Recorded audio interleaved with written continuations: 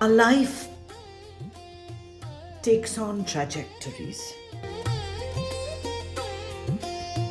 It seems as if we are all hemmed in, like we're caught. It was just the wrong time. It was not the right time in your life.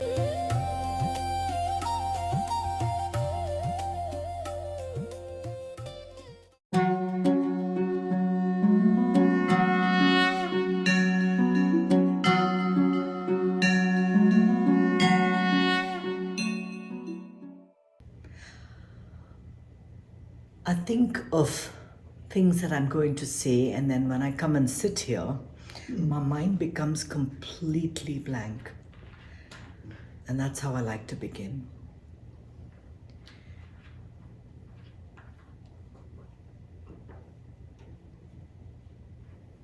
When I was a child, I never imagined I'd come and live in this country. I lived in India, I grew up in India. America was just this Bollywood pictures in magazines. Sometimes on Sundays, my dad would take me to see cartoons in Metro Theatre, like once a week. That was like a real treat. And then I remember how everyone got excited when America sent a man to the moon. Our life takes on trajectories. There are times in life where you have a choice. And there are times in life where there is no choice at all. Or at least it seems that way. It seems as if you were pushed into something. And whenever I write stories about women who are stuck in marriages that were arranged for them when they were children.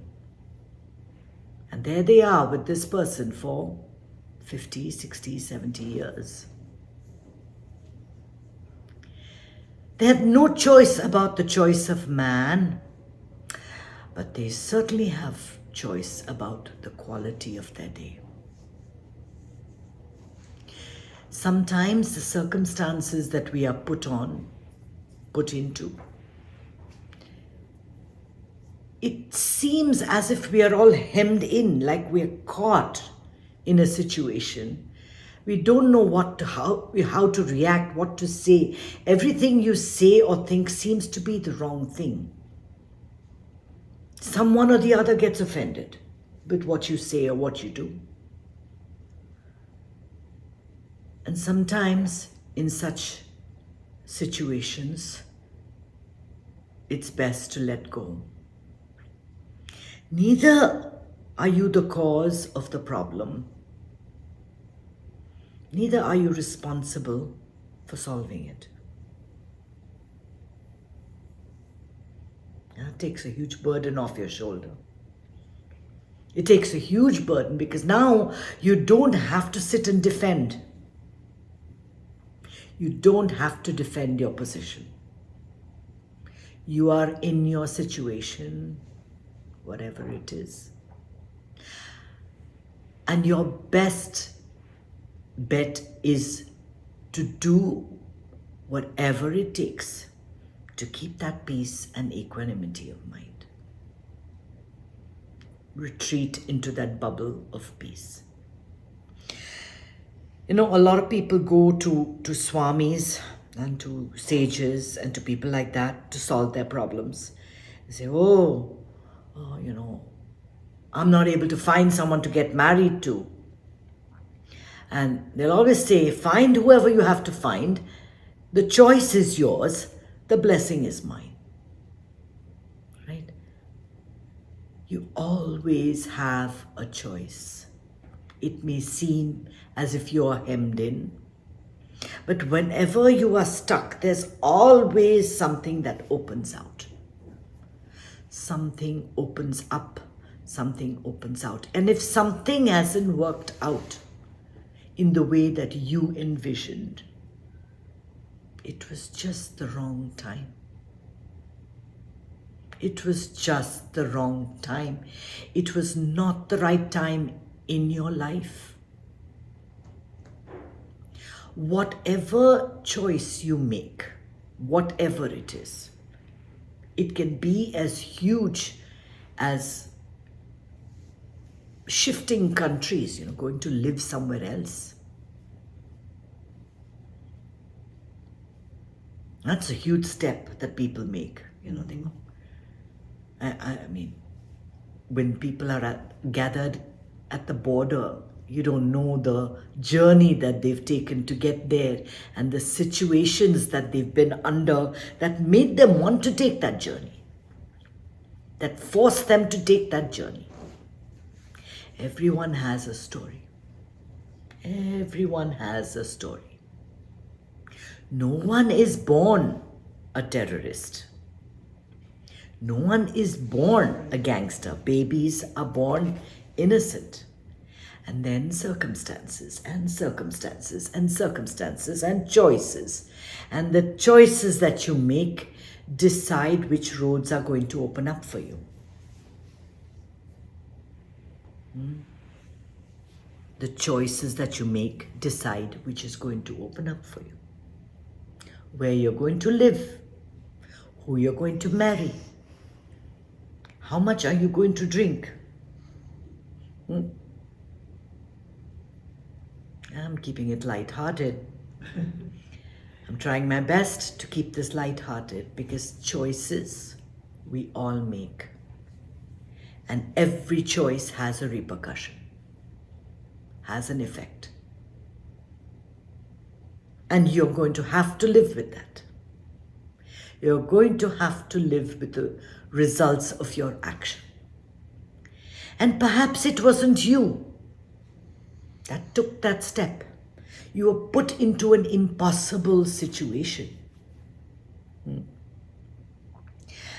It's like I tried to understand once what group karma meant, I understand my own personal karma. Maybe I lived several lifetimes. I did several things in my lifetime. I have the impressions, and I've talked to you guys a lot about what individual karma is.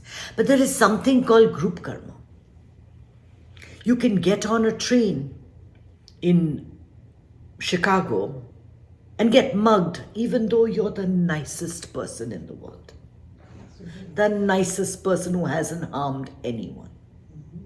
There is energy around, and if you tap into that energy, if you tap into that fear, it will affect you. It will affect you. It's just like mangoes fall from a tree. Some mangoes are ripe. That's your good karma, the good choices that you make, the good things that happen. Some mangoes fall down and are rotten, half eaten by squirrels. Those are the choices that you made with not so good consequences. And we've all had that. We've all taken some bad decisions in our lives. And sometimes the mangoes from your neighbor's tree falls into your yard. Now what are you going to do about that? Right? It's there in your yard. There is nothing you can do about it. And when karma opens up, when a situation takes place, it continues to happen. The only way we can prevent karma from happening is with meditation. The only way we can make sure that we are taking the absolutely right decision for ourselves and for others. We have choices. We have choices that benefit us personally, that benefit our ethnicity, that benefit our nationality, that benefit our country, that benefit our religion. So many choices, right? Those that are done, actions that are taken, decisions that are made that include a lot of people, the benefit of a lot of people, create greater movements, create better karma. Does that mean that happens all the time? No. You might be part of group karma that you cannot control. You cannot control.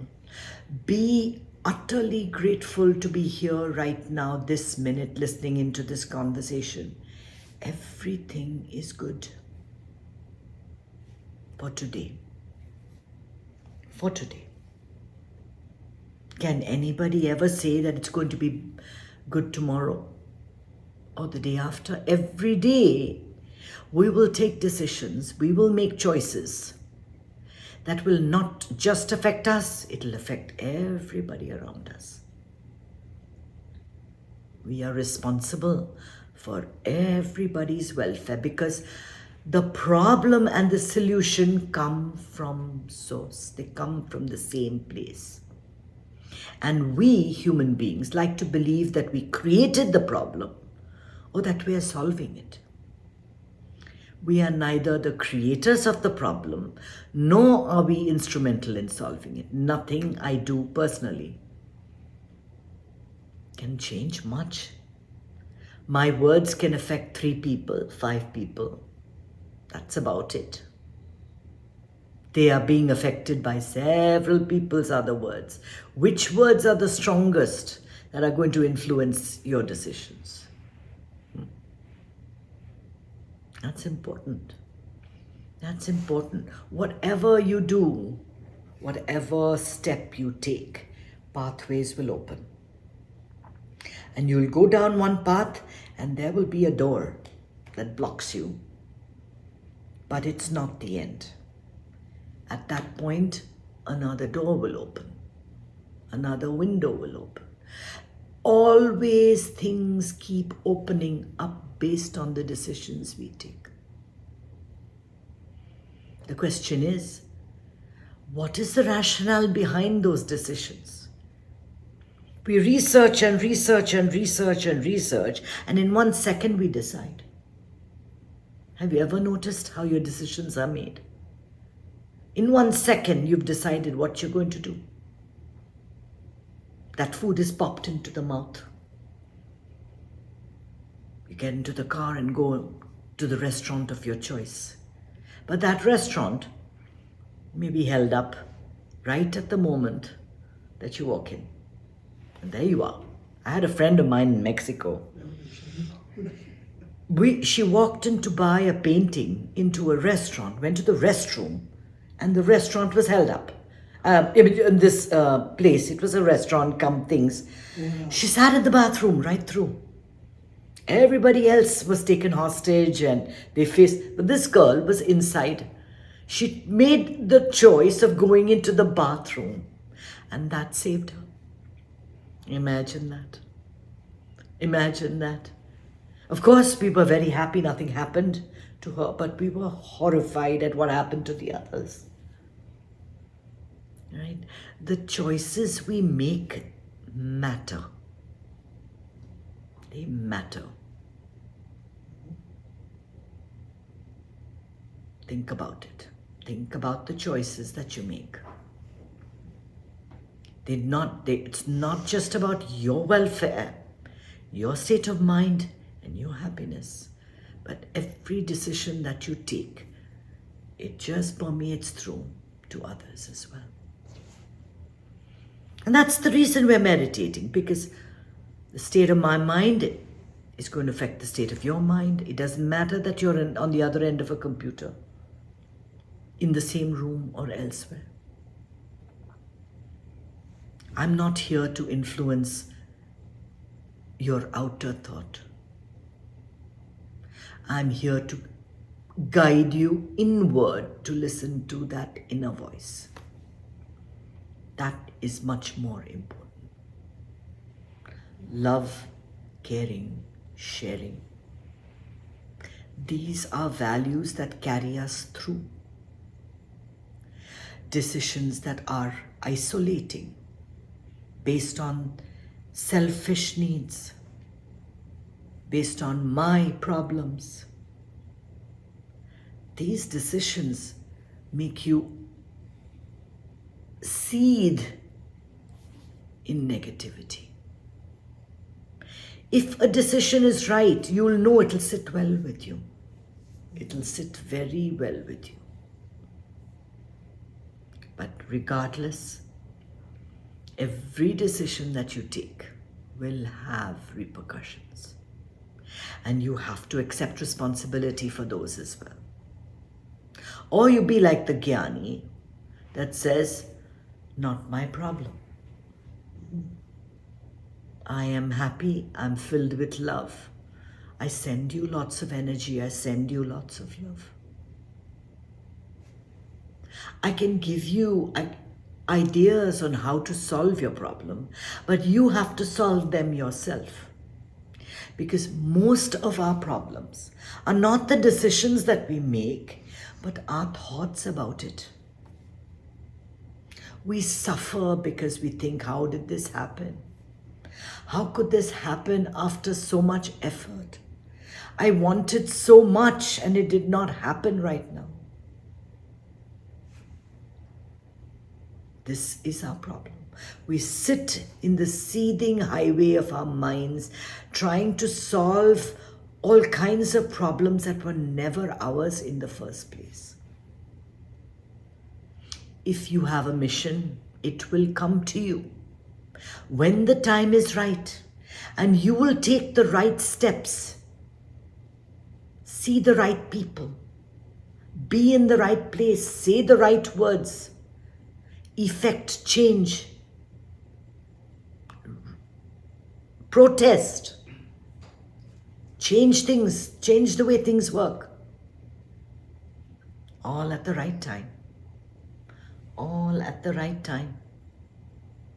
If something is not worked out, know that it was not the right time. And perhaps you need to go down a different path.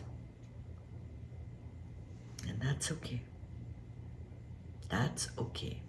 This is the time to just reflect, to move inward and tell yourself it's okay, that the solution will come, that whatever is happening now is seething. It's difficult. It's impossible to accept. But everything passes. Everything passes. And I like to believe that good always prevails.